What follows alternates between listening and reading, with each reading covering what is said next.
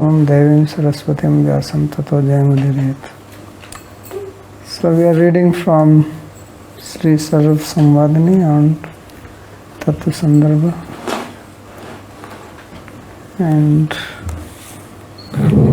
I think we did this Yugante Antarhitan Vedam Seti Hasam Maharshaya Levhire Tapsa Puram Anuccheda Swambho Tasmat Nitya Siddhasya Eva Veda Shabdasya Tatra Tatra Pravesha Eva Natu Tattat Kartrikta. So it was said that Veda enters into the sages and manifests through them. So it is not that they are the creator of it. Now it says Tathacha Anadi Siddha Veda Anurupa Eva Pratikalpam Tattat Namadi Pravritti. So the words which the names of different objects, like why earth is called Prithvi and sun is called Surya. So this is as per the previous kalpa creation, which is according to the Veda Anurupa Eva. And all these names, and also the names of various people, Indra, Chandra, Vasishtha, Brahma, and other sages. So they appear. So it is the same names. Like they say in English that history repeats itself. So in every kalpa, the history repeats. Same type of people are born, maybe same people, right? Because you are habituated to doing something, then you get the result of that. Then by the time it is next kalpa, you are ready to do the same thing. And if you like to eat ice cream, you like to eat ice cream every summer, right? Every summer comes, then you eat ice cream. Then you stop. When winter comes, then summer comes, you eat ice cream. If you like mangoes, you eat mangoes. So it keeps on happening the same.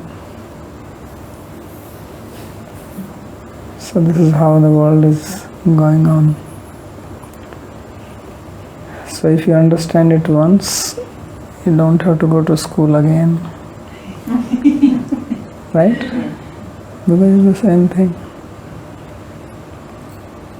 So Tathahi, therefore there is a Brahma Sutra 1333 Samana Nama Rupatvat Cha Avritta Vyapya Virodho Darshanat Smritescha. So he says that Samana Nama Rupatvat, that they have the same name, and Avrittau api avirodho darshanat. So there is a repetition, and therefore there is no virodha. And this is also supported by the smriti, means there are similar statements in the smriti shastra like Bhagavat Sarva bhutamayo vishvam sasarja idam sa purvavat. In Bhagavatam 2.9.38, there is a statement that Vishwam sasarja idam sa idam Vishwam sasarja purvavat. So Brahma created it like before.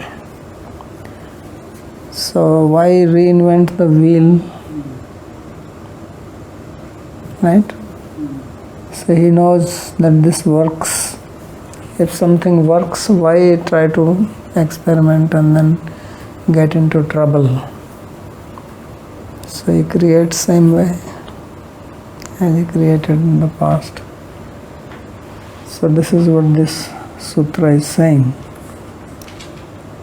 So the language, principles, earth, water, air, sun, moon, gravitational principle, 3 laws of motion, and later on science discovers them. that how from amoeba human beings came. So then Darwin comes again, and he gives theory. Newton comes, he discovers gravity, why the apple fall down, not fly up. Gets Nobel Prize, not he didn't get it. So this keeps on repeating like that. So ityatra tattvavada bhashyakritbhi Sri Madhvacharya udahrita shruti. So on this sutra, in his commentary or bhashya, Sri Madhvacharya, he has cited a Rigveda mantra which says Surya Chandramasau Dhata Yatha Purvam Akalpayat. So it is also mentioned in Rigveda that Dhata means creator, Brahma. Surya Chandramasau Yatha Purvam Akalpayat. So he created sun and moon like before.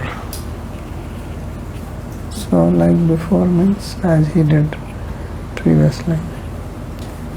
So like when summer comes, then you make some summer dishes as you made in the previous summer, like buttermilk, right? Or mango lassi. So as you made in the previous summer, you make in this one also, Yatha Purva. In the future also you will do the same. So therefore, no problem if the Veda has certain names, then there is no need to be in anxiety that if these names are there, then this is some historical fact. That means it is not eternal. No, this is the nature of material nature, that it goes in cycle, and therefore it is unending cycle, one after another, one after another. So it remains eternal, but in a cyclic manner, eternal. So if you have seen it once, you have seen it any number of times. Therefore, what is the point? What is the implied meaning? What is the dhvani? Don't try to experience anything material. We have already experienced it so many times, nothing new. Right? But people don't get this. So the only thing you have not experienced is bhakti. Therefore, only thing which is worth experiencing is bhakti, and nothing else. Anything else you try to experience, you already experienced it so many times. Because it is yatha purvam. Nothing is new. It is all chewing the chewed. Punar punar charvita charvananam. Again and again chewing the same thing like chewing gum. Right? Take the chewing gum and then going on chewing it. There is no juice coming out. It's only your own saliva. So you keep on swallowing that saliva and you think you are doing some great job.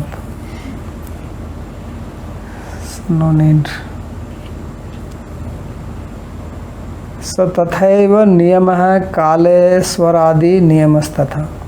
So he says the niyamas are also similar. The rules, regulations, principles, how these luminaries in the sky, how they are balanced, how they are created, how they are going in cycles. So similarly language always will have swara and vyanjana. There will be vowels and consonants. It's not that in future or previously language had something else than this. So it's always like that. Tasmat na anidrisham kvapi vishvam etad bhavishyati. So therefore, there is nothing which is anidrisham. It's a double negation. Idrisham means like this. Anidrisham means not like this.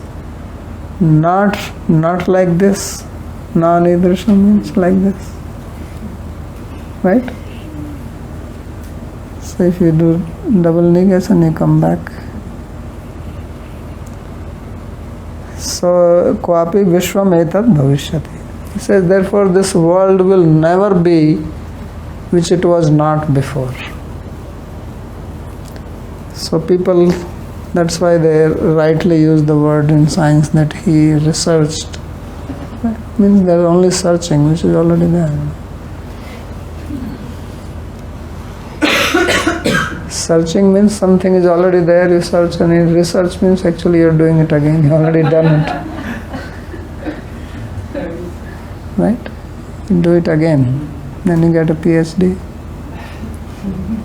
So it's called research. Otherwise, why they don't call it search? So there is nothing which is not like this. Anidrisham.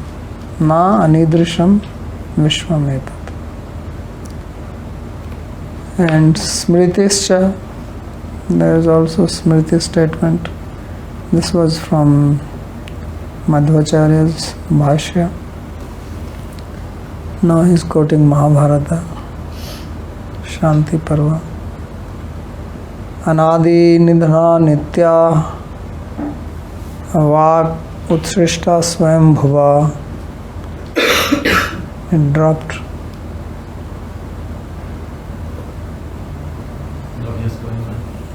Is connecting. Okay. Adau vedamayi divya yatah sarva pravrittayah rishinam namadheyani yascha vedeshu srishtayah veda shabdebhe vadau nirmame sa maheshwarah. So he says that anadi nidhana nitya vak Utsrishta Swambhu. So Swambhu is Brahma, right? Because he is called Swambhu. He doesn't have anybody who, of course, Mahavishnu or with that Garbhodaksha Vishnu is there, but he did not see him. So he thought he is born by himself, right? He was born from Garbhodaksha Vishnu, but he went around trying to find out who is my mom, who is my dad. Right? He spent a lot of time searching, could not find. So he said, well, I don't have, I am self-born. Therefore I am called Swayambhu. He gave his own name. What is your name? My name is Swayambhu. Why? Because I am born by myself. So Swayambhu, he manifested Anadi Nidhana Nitya Vak. So that speech which is Anadi Nidhana, has no beginning, no end, and which is eternal. And what is it called? Vedamayi. So in the form of the Vedas, this sound, this speech, these words were words of the Vedas. And when did he do this? Adu, at the very beginning of creation. Divya, the divine speech. Yata sarva pravrittaya. And then the whole creation manifested from that only. Everything came out from the Vedic sound. Right? In the beginning there was word. Right? Bible says. And then from word came everything. So first sound. If you want to create also, first you have an idea which is also sound. Idea is also form of sound. Then you do something. So everything comes from the Vedic sound. Right? They say that the universe also has some sound. What is it? I don't know. So he created. Then Rishinam Nam Dheyani Yascha Vedeshu Srishtayah Ved Sabdebhya Evadav Nirmamesa Maheshwara. So that Maheshwara he can be Brahma or whoever, Supreme Ishvara, he created the sages, the names of the sages, and other things. Yascha Vedeshu Srishtaya, all the other Srishti in the Vedas described. Veda Shabdebhya, from the Vedic sound, means according to the sound of the Vedas, according to the names which are described there. He created this in the beginning. So that means first he manifested the Vedic sound, and then on the basis of the Vedic sound, he created. Like if first you make a blueprint, you want to make a building, and you make a blueprint, that is the Vedic sound, right? And then accordingly you construct. So he also did that. So because Vedas have the information for creation.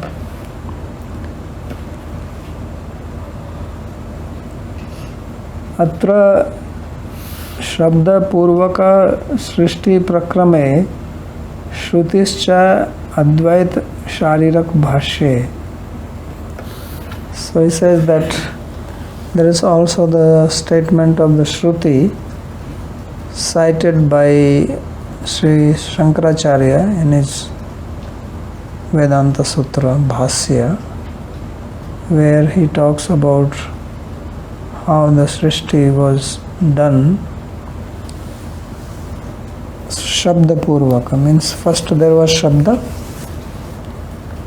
and then there was Srishti. First there was sound or Veda and then creation came. So this is the sutra which says Shabda iti che nata prabhavat prataksha anumanabhyam.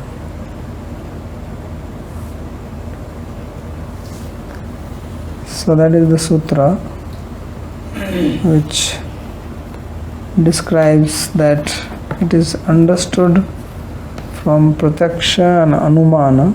Prataksha here means Shruti, anumana means smriti.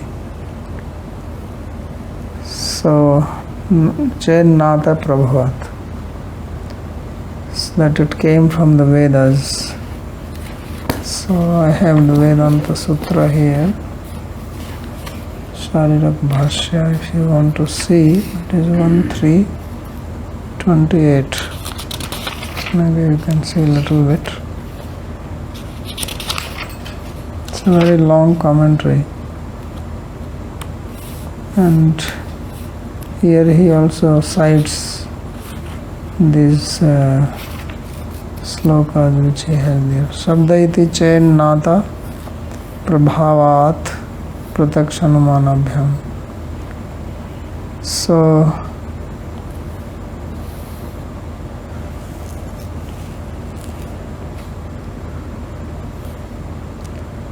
there was talk about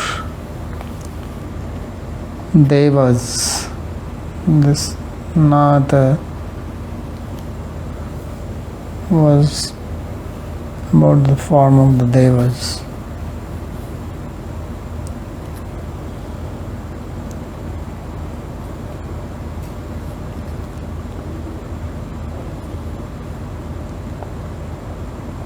So what is said is that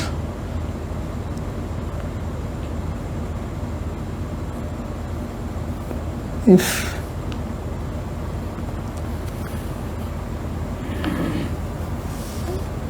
Deva has a form,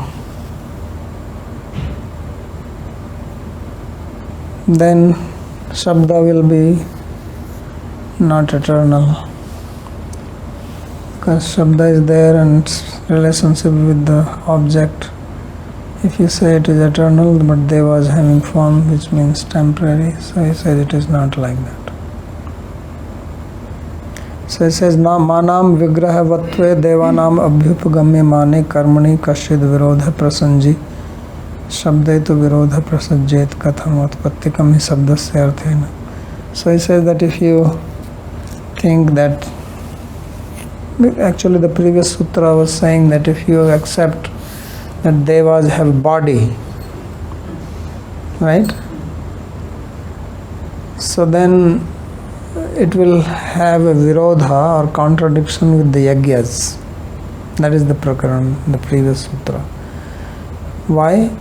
Because if this, imagine that 5 people are doing the same yajna. I mean, many people in India were doing yajna simultaneously, Agnihotra. But if Deva has a body, he can be in one place, then other 4 people, he is not there. So he will not accept. So better to accept that Devas do not have a body. So then the sutra, I said that no, there is no virodha. That was the sutra. That virodha karmaniti chet na anek pratipattir darshanat. That if you say that there will be a virodha or there will be contradiction if Devas have form, because then it will not, karma means yajnas will not be possible. He says not true, because it is seen that Devas can manifest many forms simultaneously. So if 5 people are doing the same yajna, then these Devas can make 5 forms and go there. So now in this sutra he says, okay, there is no contradiction with the Devas in yajna, but then there will be contradiction with the word. Sabda iti chet na. Why? Because Shabda and Artha have a relationship. So if you say that Shabda is Nitya, then Artha also has to be Nitya. Its meaning, its referent has to be eternal. But Devas are not eternal because they will be destroyed or they have a form and form is temporary. But the Shabda is there. So he says, no, that's not true. Why? Because both Shruti and Smriti say that Devas are there according to the word, and every time the Devas are born with the same name. So there is no problem. So that's why he says, Manam vigrahavatve devanam abhyupagamyani karmani kasyad virodha. That let there be no contradiction of Devas having a form, vigrahavatve devanam abhyupagamani karmani kasyad virodha na prasanji. But then virodha will come in the word. Shabdetu virodha prasajet katham औत्पत्तिकम ही शब्दस्य अर्थेन संबंधम आश्रित्य अनपेक्षत्वात् इति वेदस्य प्रामाण्यम्. Because there is a natural relationship between the word and its referent. So if the word is eternal, then referent also must be eternal, but that's not true. So he says, no, that is also not true, because both Shruti and Smriti say that it is eternal. That's what he is referring to. So he's not citing the whole thing, but he's just citing one quotation from there of Chandogya. But if you want to see this commentary, it's a very long commentary. Very nice explanation by Shankaracharya.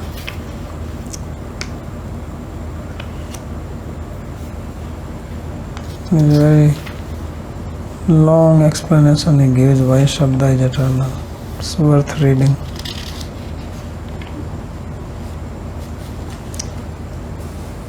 So eta iti vai prajapatir devanam asrijat ashrigan iti manusyan indava iti pitrin ityadika. So he says that it is from Vedas only that Prajapati or Brahma devan asrijat ashrigan. So he made the Devas and Ashriganiti Manushyan, and he made the human beings who have Ashrik, means blood, and Indavaiti Pitrin, and then he made Pitris. So he made from the Vedas. And then he says again, Tatriya Brahman, Sa Bhuriti Vyaharat Bhumim Ashrijat. So bhuriti vyaharat, he said bhu and then he created bhu. Means he recited the word bhu which from the Vedas and then he created the bhu. So this is, he is citing this to show that creation was done according to the words of the Vedas. इत्यादि का च तथा श्री रामानुजा शारीरके ब्रह्म सूत्र 1327 दर्शिता.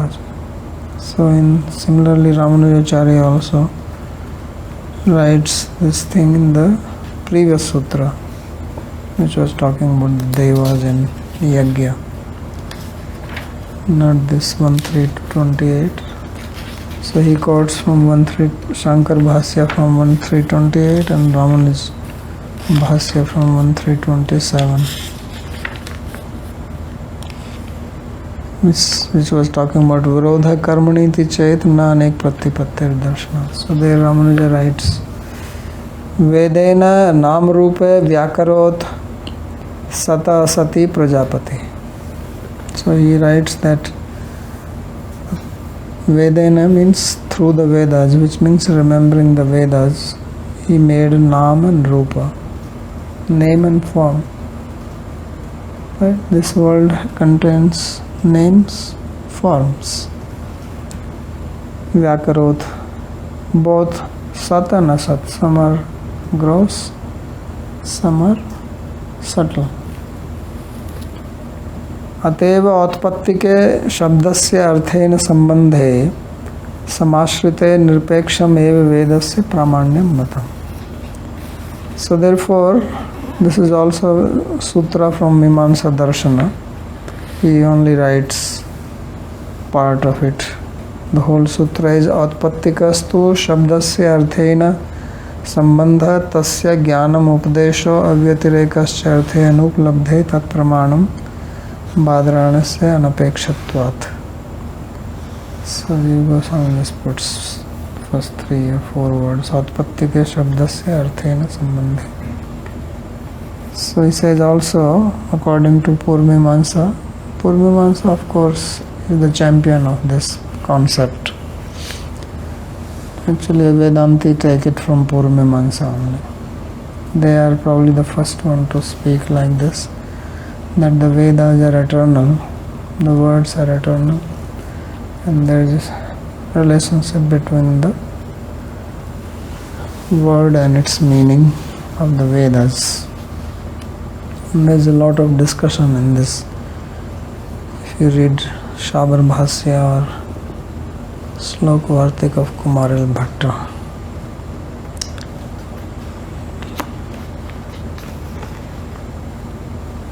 So he says Autpattika-stu shabdasya arthena sambandha.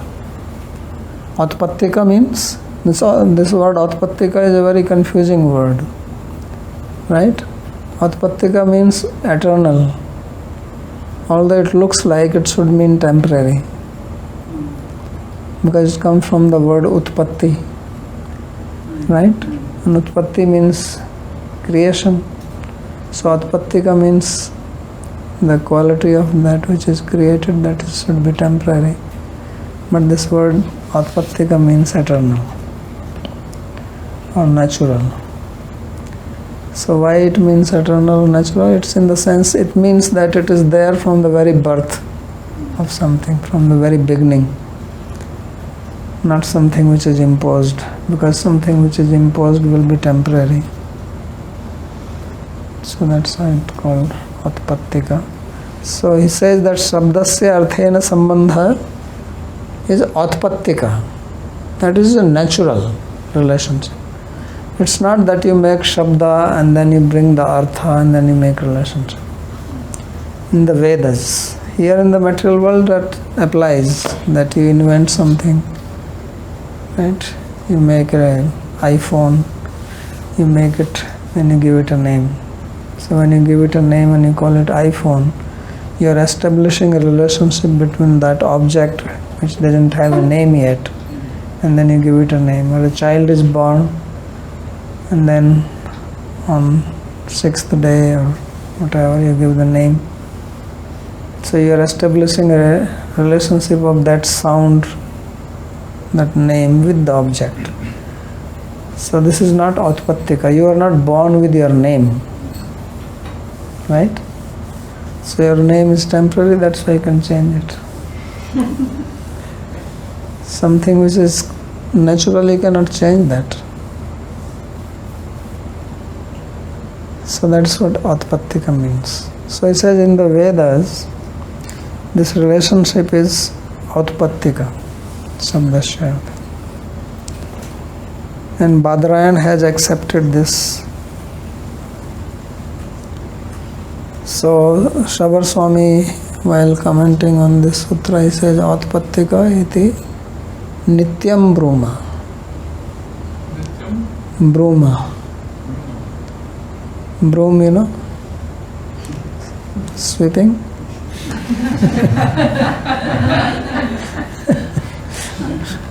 No, bruma means we say it. He is saying that I say that Utpattika means nityam. Like bruma. Okay. So, bravati, braviti, bruvanti. So, nityam brumaha. Utpattir hi bhava uchyate lakshanaya viyukta shabdarthayor bhava. So, it says Utpatti means bhava. Bhava means janma, the birth. These Sanskrit words are tricky. Bhava also means birth because it comes from the word bhu. Bhu means to be, bhava means to take birth. And then the bhava utpatti is Utpattika. That is also called bhava. Utpattir bhava Utpattika. So bhava se bhava Utpattika.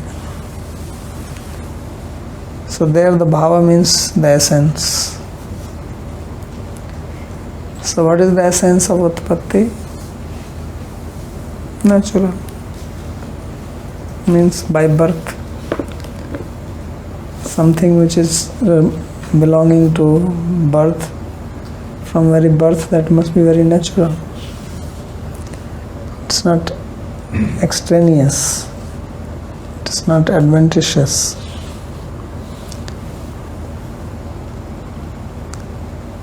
So avyukta shabdarthi or bhava sambandha. So therefore, the relationship between shabda and artha, the word and its referent, is avyukta. They are never separated. Wherever there is shabda, there is a artha. And if a shabda does not have a artha, then it's not a shabda. In Sanskrit, it is not a shabda. In other languages, you have words which don't mean anything. But in Sanskrit, it's not like that. So, shabda is that which has meaning. Notpannayoho paschat sambandha. It is not like that something are born and then you make them relationship later on. That's why they say that marriages are made in heaven. If you make them here on, then you can have divorce. Because it is not Utpattika. But if they were made in heaven, means they were made before you were born. You are born with it. So it is natural. So there should be no divorce. So now because people do not believe in heaven, therefore there is a divorce. But when people believed in heaven, there was no divorce, right? Right? People got married and they say, what do you say? I pronounce you man and woman for the rest of your life. So that do us part. Till death do us part. Yes. So that is Utpattika. So this is the disadvantage of not believing in heaven. Or maybe it is an advantage. We don't know.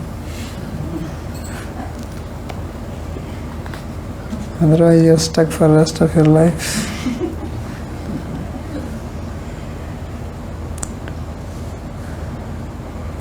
So he says that this is the Autpattika relationship. Autpattika shabdasya arthena sambandhe samashrite nirpeksham eva vedasya pramanyam matam. Therefore he says that the pramanya of the Veda, pramanya means, what would you say the pramanya means? The validity is nirpeksha. Nirpeksha means it is not dependent on something else. Not that you are going to use some other means to prove the validity of the Veda. The validity of Veda is dependent on Veda only. It is therefore Mimamsakas, they believe in Swata Pramanyavad. Mimamsakas and Vedantis, they both believe in Swataha Pramanyavad. It is very important thing to remember. Because the whole foundation of Mimamsa and Vedanta is based on Swataha Pramanyavad. Nayayikas, they are Parta Pramanyavadis. Because their thing is based on logic. So therefore, Veda does not need another Pramana. That now you prove to me why Veda is right. Veda is Swataha Pramana. This is also one of the very crucial principle of the Vedanta and Mimamsa as well, and not easy to accept and very difficult to prove it to somebody who is not Vedic. But this is a very core Siddhanta, and this is what Jiva Goswami is trying to get at, because in the original part for which he is commenting, there he says that Veda eva pramanam, right? Sarva laukika chinta vastu vividistam asmakam Veda eva pramanam, some statement like that he makes. So anadi siddha sarva laukik sarva chintya vastu vividisatam. So he says Veda is the only pramana, and then he says, well, how what is the proof of Veda? There is no proof. It's like asking who made God. So that's why science doesn't accept it, because they are like Nayayikas.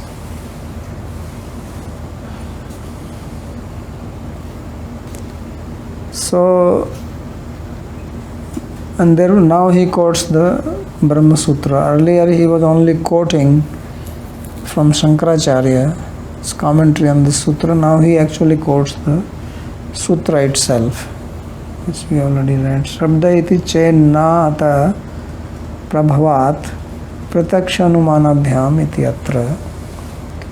So on this he says iti atra saṁvādādi rūpa prakriyatu shrotri bodha saukarya kari iti samanjasyam eva bhavati bhajate.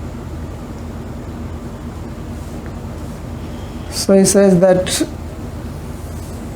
in this sutra their explanation that the sages have a dialogue and then they explain Veda, right? So he says that is only for Shrotri Bodha Saukarya Kari. Because what question came maybe raised, if Veda is authority in itself, then why all this dialogue and people asking questions? You should simply have like 10 commandments, right? Thou shalt not kill, and what are the other commandments? I don't remember. Thou shalt not have adultery, something like that. So there is no dialogue. God said it, gave it in a written form on a tablet, and gave it to Moses. Said, you take this and show to your men, your people, your flock waiting, and they have to follow this. So that is the Vedic type of order. That is a vidhi. This is Purmimamsa. Actually, if you read Judaism, I read only one book I read long ago, and to me it just looked like Purmimamsa. There is nothing more than that in it. It's all like Smriti Shastra and some type of injunctions. No Vedanta, Purnavas. So that is why he is explaining. He says, Yate atra saṁvādādi rūpa prakriya tu Shrotri bodha saukarya kari iti samanjasya. So he says these dialogues, these question answers, and this is only for the audience, students, so that they can understand it easily. Otherwise it will become very just dry. Like how Bhagavad Gita is a dialogue between Arjuna and Krishna. So it is more interesting. Otherwise it could have been just like the sutras of Patanjali or somebody. No dialogue. Tasmad Vedakhyam Shastram Pramanam. So this is what he is trying to get at. Therefore, the Shastra, which is called Veda, that is the Pramana. So this is the conclusion, that the only Pramana is Veda. Anything which does not agree to Veda is not a Pramana. Anything which agrees to Veda is a Pramana. Sometimes people say, what about Bible, what about Quran, what about this? That part which agrees with Veda is authentic, that which does not agree is not authentic.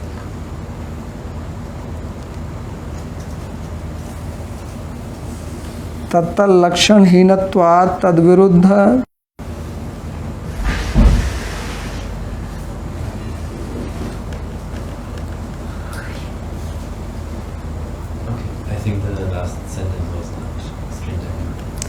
So last sentence which I said is that Jiva Goswami has made a positive statement, Veda is Pramana. He also makes a negative statement that anything which is against the Vedas, tat viruddha, or what is described in the Vedas, which does not have this characteristic or knowledge which is described here, that is not Pramana.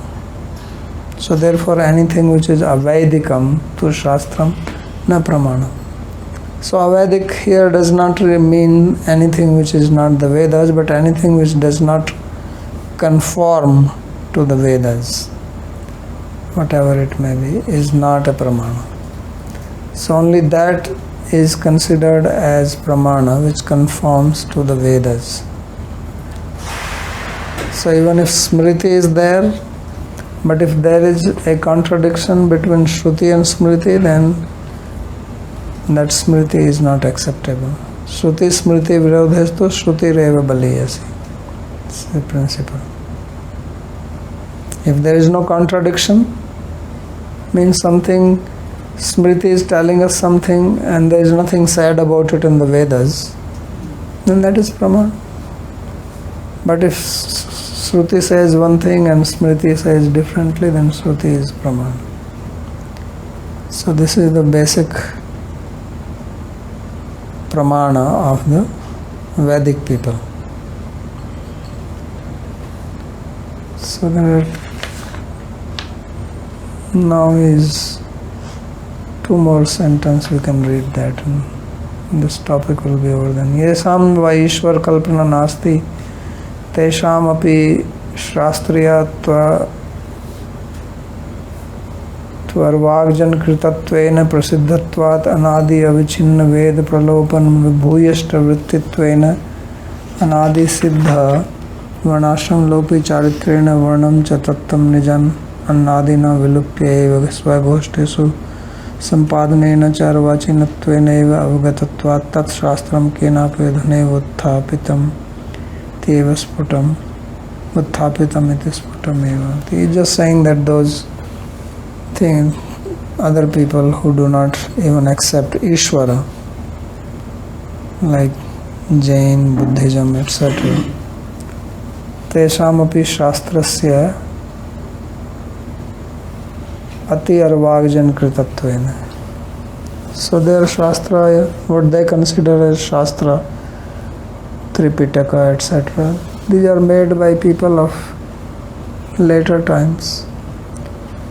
So Prasiddhatvat Anadi Avichinna Veda Pralopan, and they are speaking against Veda, which is Anadi and Avichinna, no beginning. Bhuyishta Vrittitvena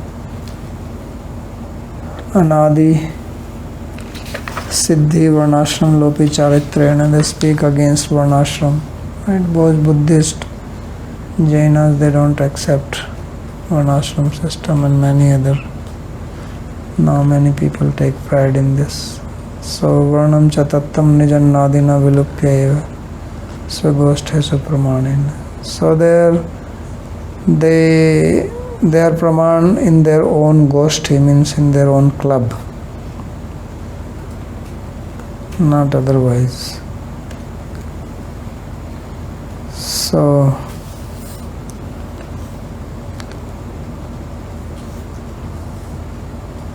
this, he says that this is not considered as pramana by us,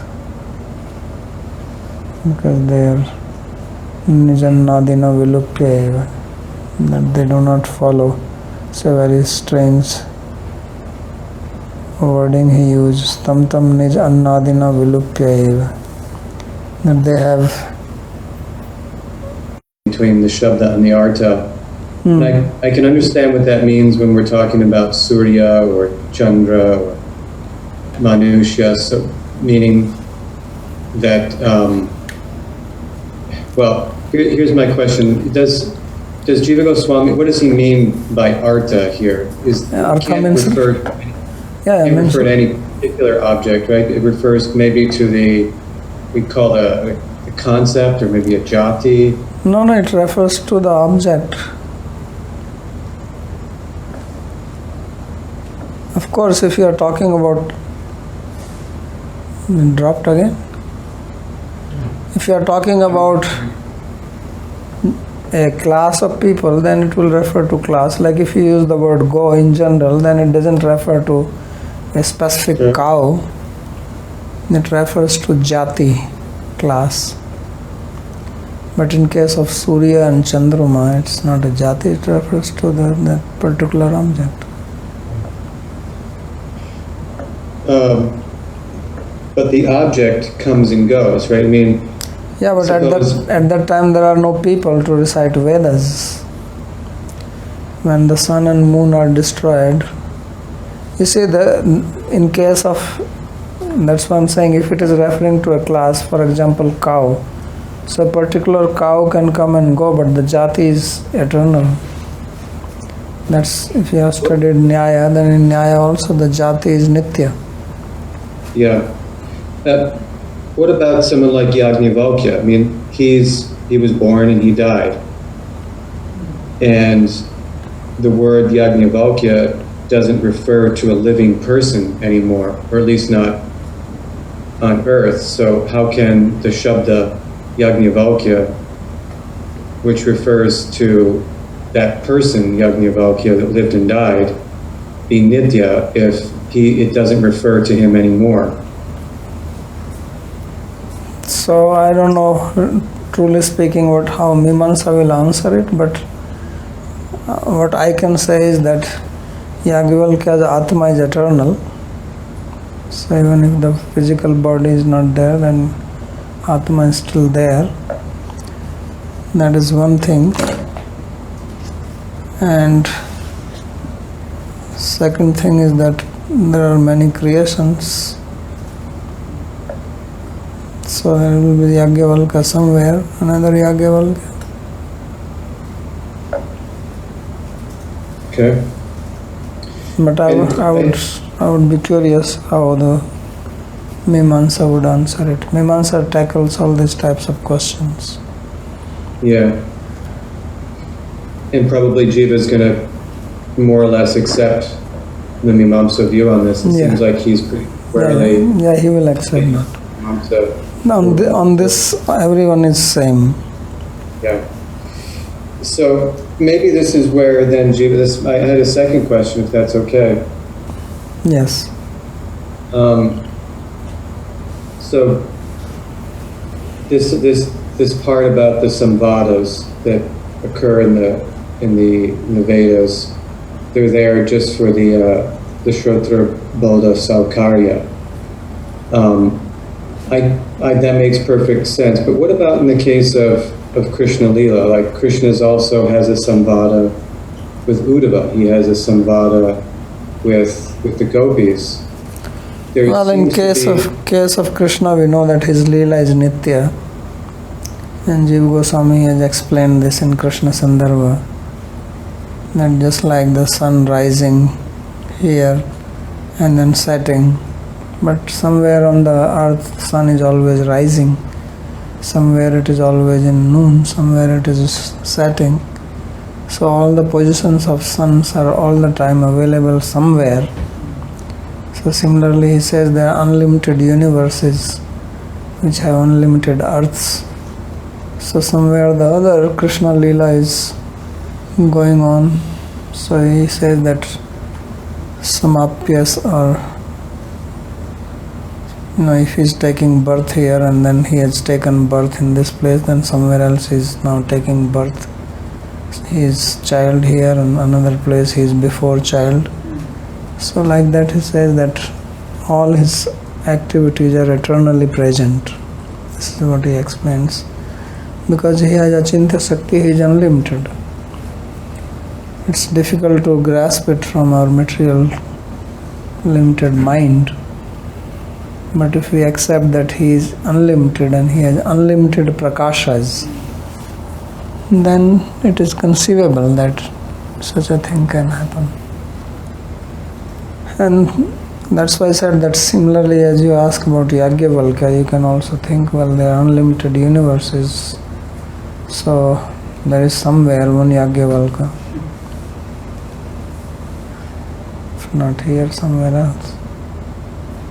Because Veda is not only just for this particular place.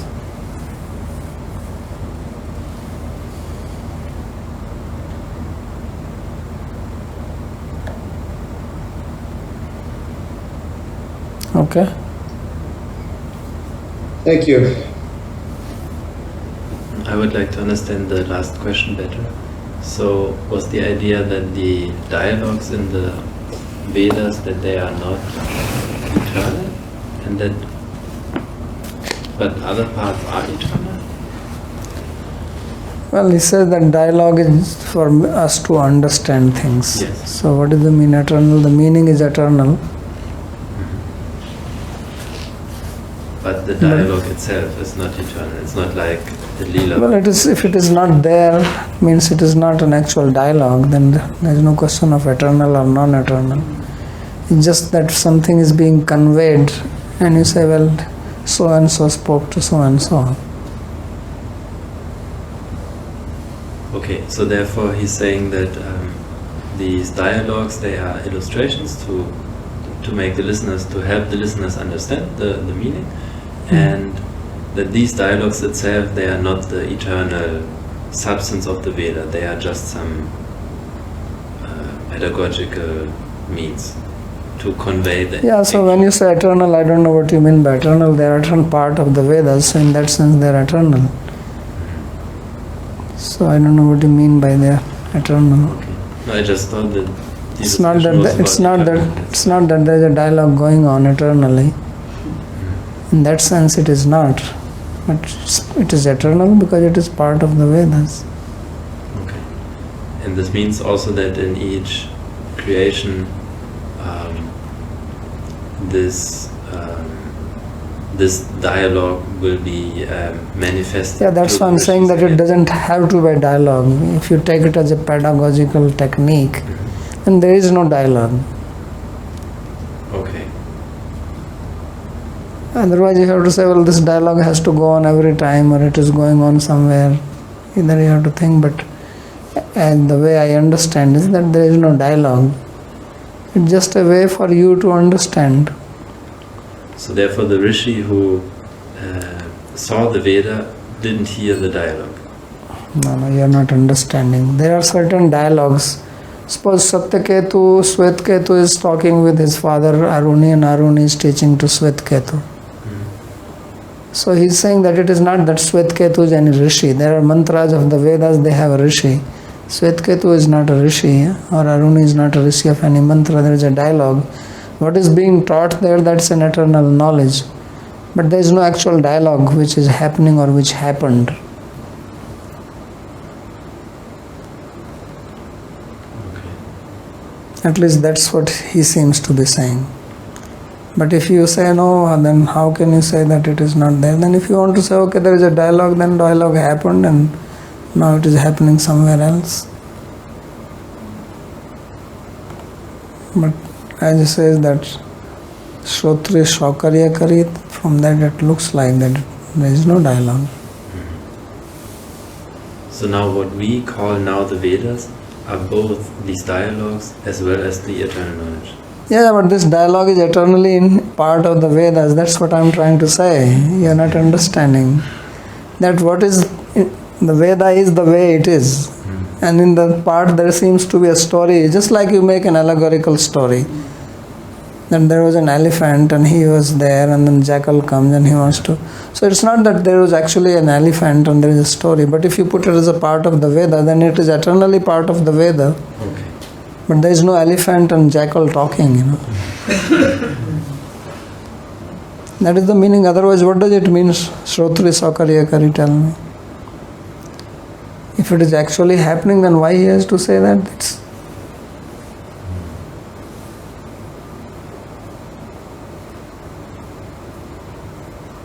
So he says this is just so that you can read and understand. This is how Veda is.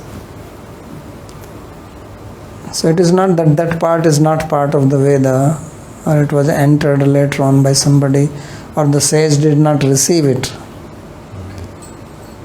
If somebody received Taittiriya Upanishad and it came with this dialogue, it came like that to him.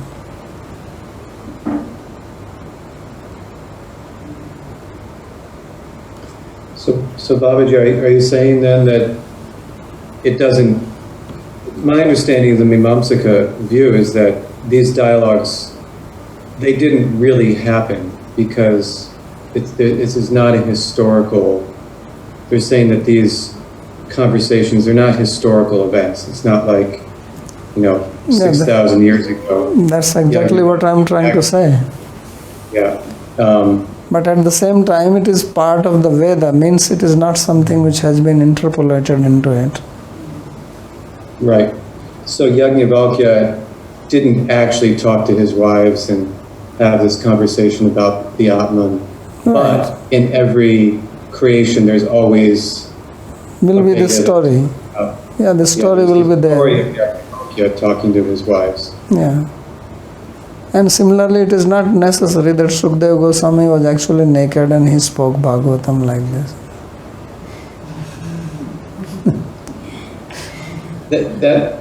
That's what I would want to ask Babaji. Is Jiva willing to then say that it didn't really need to have happened that Krishna... Well, he doesn't say it, but I'm saying that what is important is the message. That's the meaning of Shrotriya. I mean, it is not necessary that he said exactly, just like think of Bhagavad Gita. Or maybe that is difficult to understand. Think of Chaitanya Charitamrita.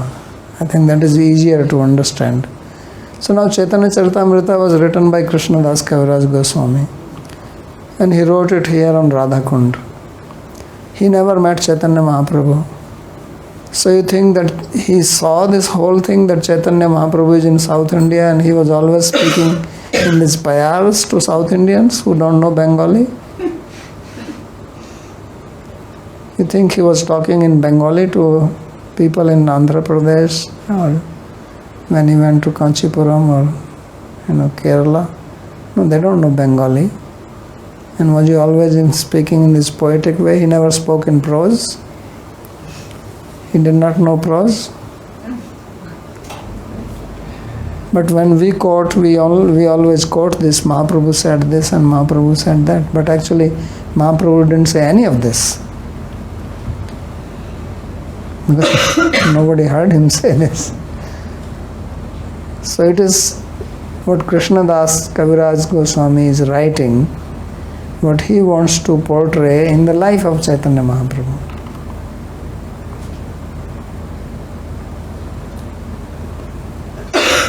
I mean, he has slokas in Chaitanya Charitamrita which are citations from Lalit Madhav and all these books. These were not even written when Chaitanya Mahaprabhu was traveling. So how Chaitanya Mahaprabhu spoke those slokas? But now these things are cited as words of Chaitanya Mahaprabhu, isn't it? Right? So what will you say now? Is it word of Mahaprabhu or is it not word of Mahaprabhu? And it is considered, at least for Gaudiya Vaishnavas, as authentic as Bhagavad Gita or Vedanta Sutra, or in fact even more authentic. So this is the meaning of it. Babaji, could I ask a little bit more about that? So, my understanding of the Mimamsakas is that they're really trying to get away from the importance of the story, right? Right. It's not the story that's important. And then they have this whole thing about the Artavada, it's what's really going on is the Vedas trying to get you to do these yagyas and so on and so forth. But they're getting away from the historical importance of particular stories, what we might call myths even in the West. Right. But it seems, and then Jiva's accepting that, and I can see how he would be very fine with that in terms of Vedic stories, stuff that's in the Rig Veda or even in the Upanishads.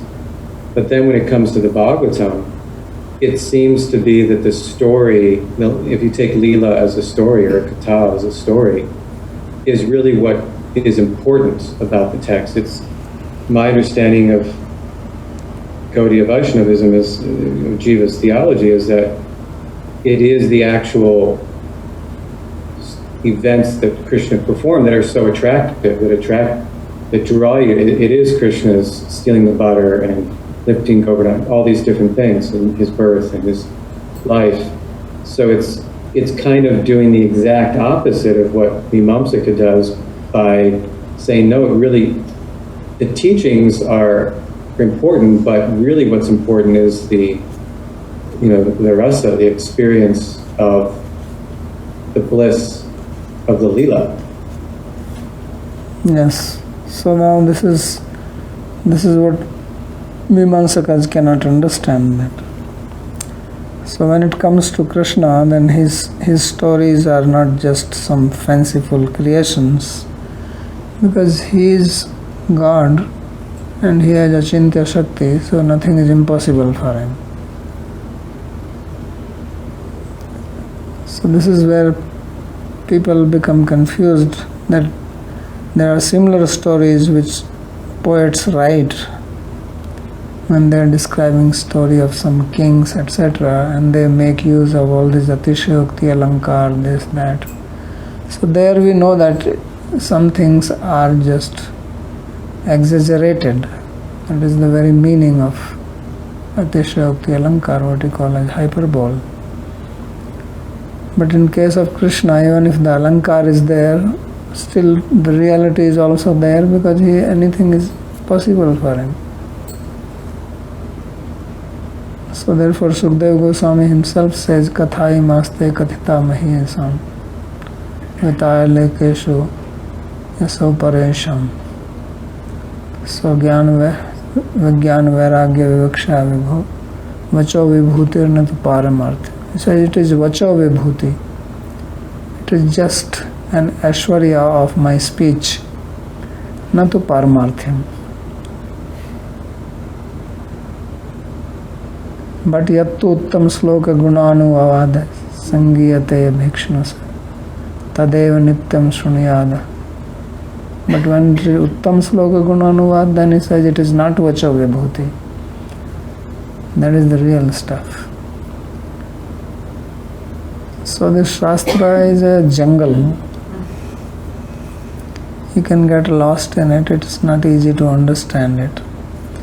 And that's why people have all types of ideas and confusions and criticisms and attacks and all this. So we have to understand these basic tattvas of Shastra. Otherwise, either we miss the point or we just take everything as literal, or we take everything as just a story and mythical.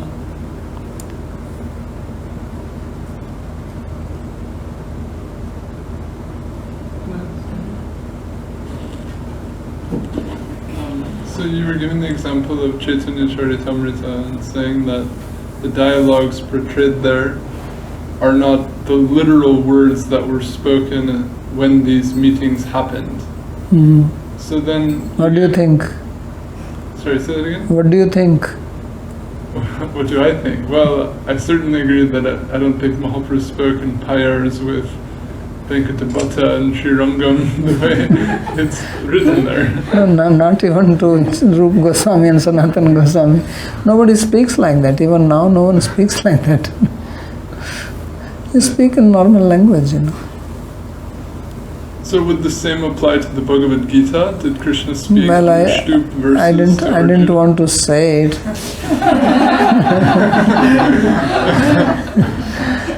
Yes, Krishna was not reciting slokas to Arjuna, nor was Arjuna was saying Shishyasteham Swadhimam Tvaham Prapannam.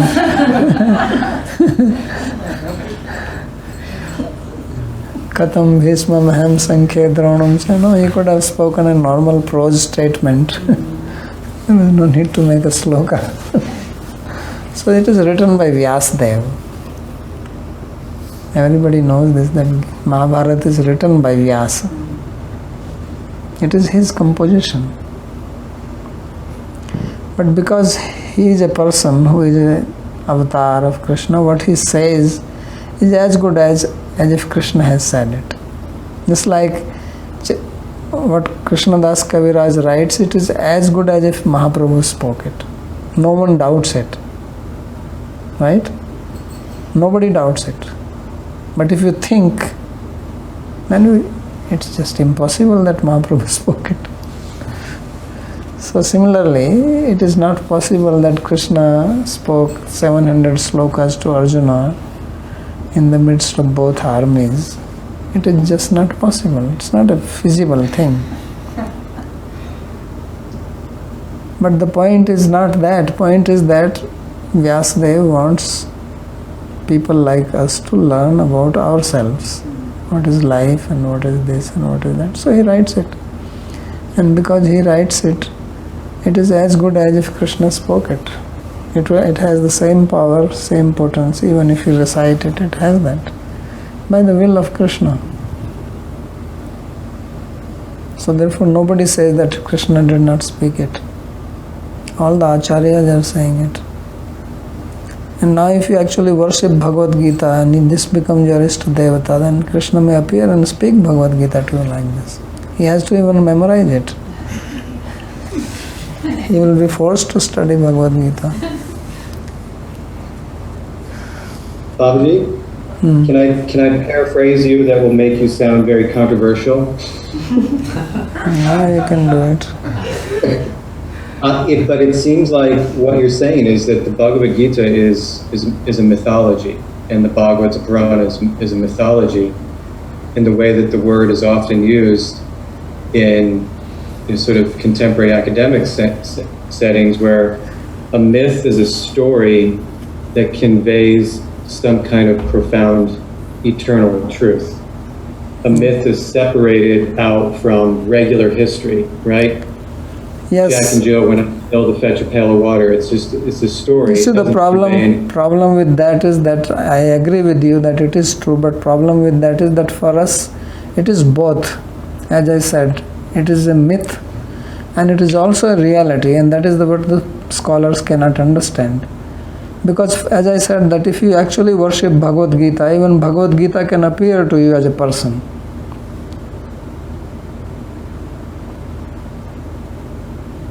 So this is what scholars cannot understand. What you are saying, I completely agree with you.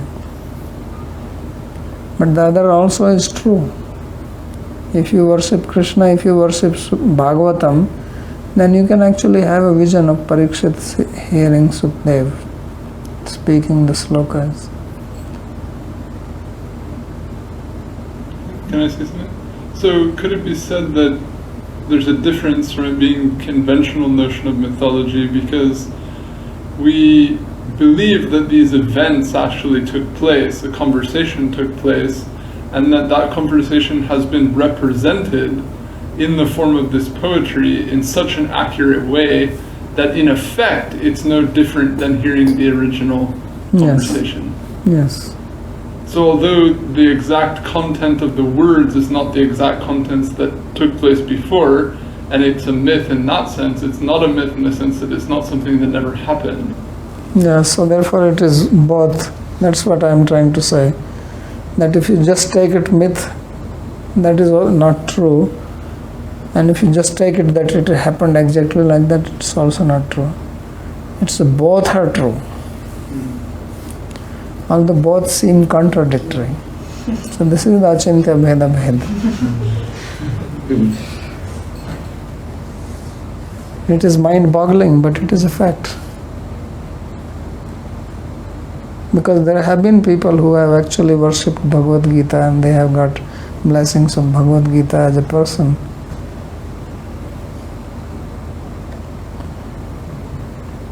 So this is something achintya part.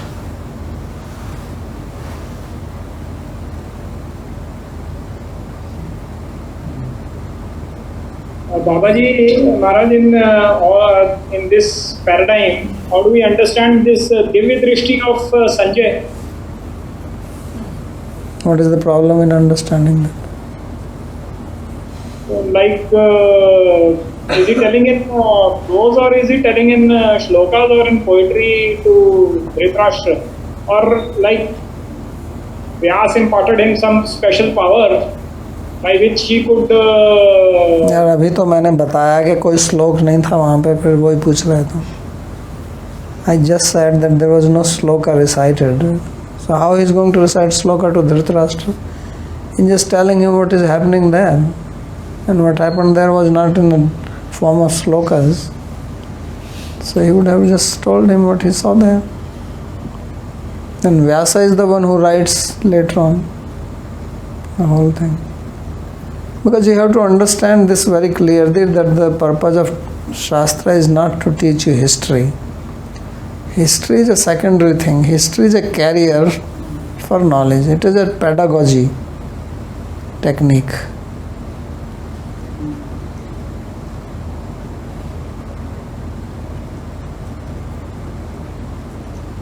Because what is the point of learning some dates that this happened 5,000 this years ago and this happened? How many spokes were there in the chariot of Krishna? How many horses were there? Yeah, people. So you can know all this, but what is the point in that? Is that going to make any difference to your life? So these books are written to bring a change in your life. Not just memorizing certain facts and figures.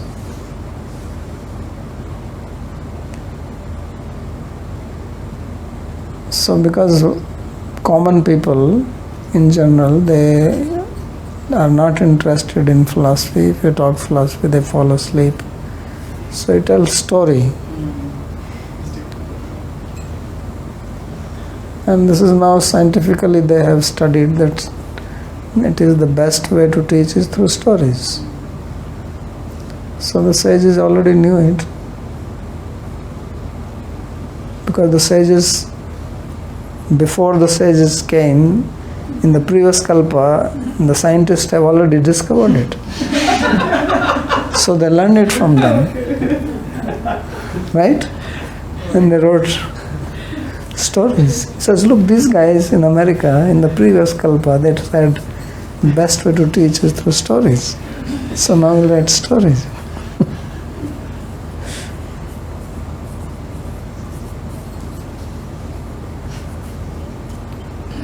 Okay.